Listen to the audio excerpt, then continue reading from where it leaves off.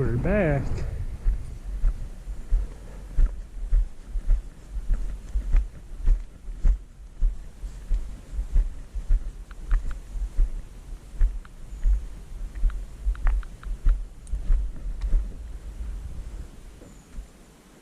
Nature's restart.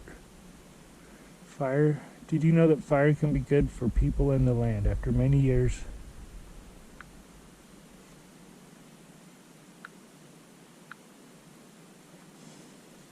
of fire exclusion, an ecosystem that needs periodic fire becomes unhealthy. Trees are stressed by overcrowding. Fire-dependent species disappear, causing flammable fuels to build up and become hazardous. Naturally occurring fires played an important part to the ecology of the big tree groves. The trees to your left is a white fir. Today, white fir is commonly associated with giant sequoia groves. It is an aggressive invader tree, and fire prevention efforts have helped this tree spread in many places where it wouldn't grow otherwise. The Forest Service manages prescribed fires and even some wildfires to benefit natural resources and reduce the risk of unwanted wildfires in the future. Okay.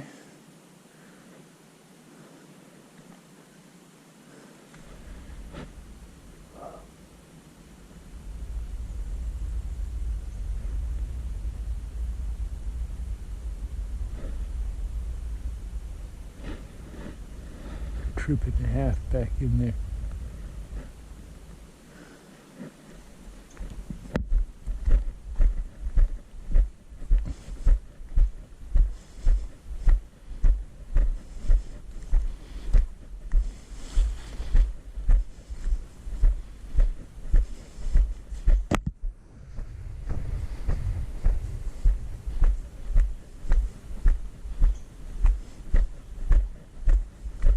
Northern big trees.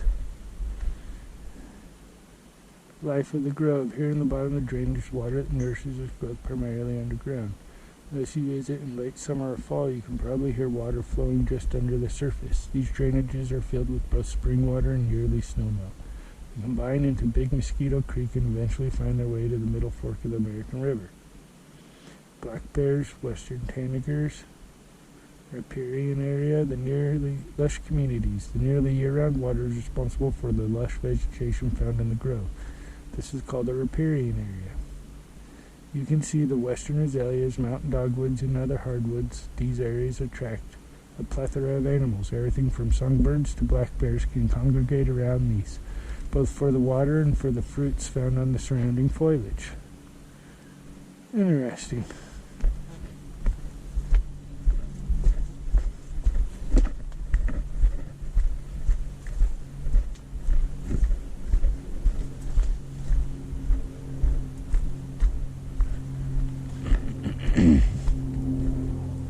The Roosevelt tree.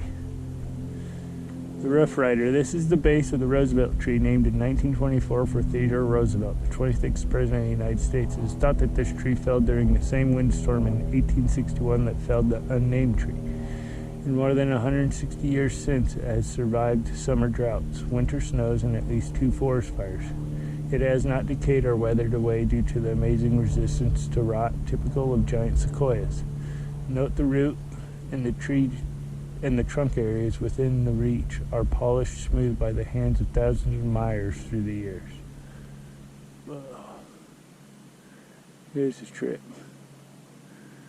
It is smooth.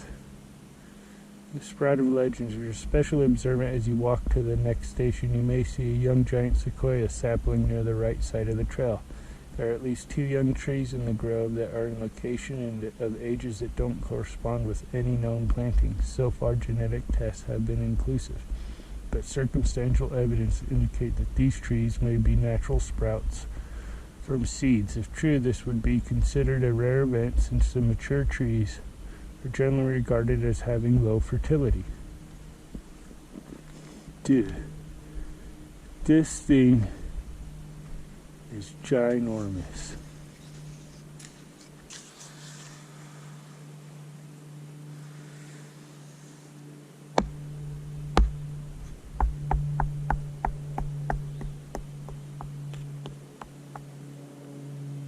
I mean, this thing's 8 feet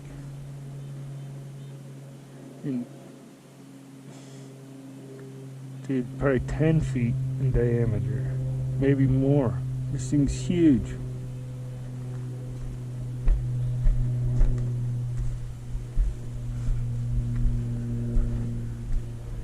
What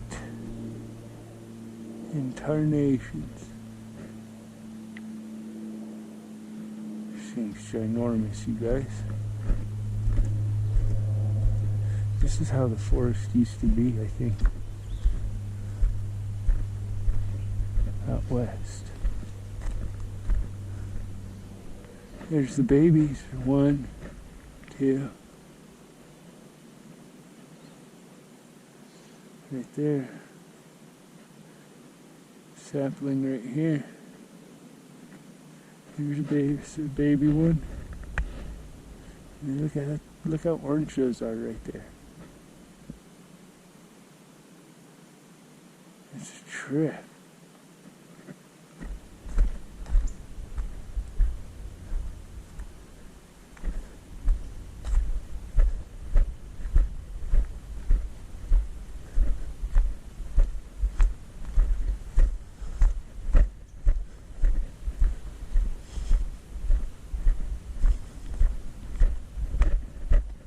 The Joffrey tree,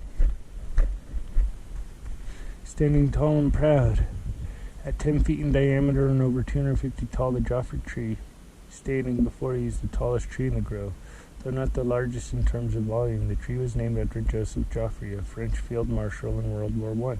Can you see the top of this tree giant? This is a good place to sit for a moment to enjoy the sights and sounds around you. This is a cedar tree to the left of the Joffre tree. Notice the conical shape of the crown of the Joffre tree as opposed to the cedar tree. Notice the glowing reddish color of the Joffre tree. What other differences can you find between them? Wow. Joffre, he doesn't narrow, stays pretty much the same way. Canopy's much different. Cedar bark kind of twists going up. Joffrey's bark is straight. Joffrey's more shreddy bark too than the cedar. See a bird up there? Bees, flies making noise. There's some white flowers that bloomed not too long ago.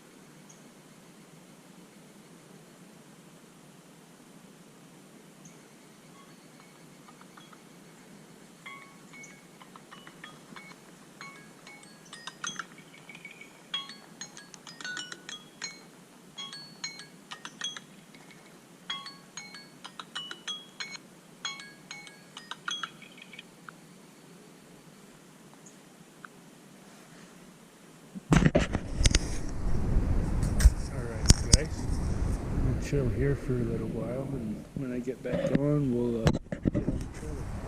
See you guys then. Toodles.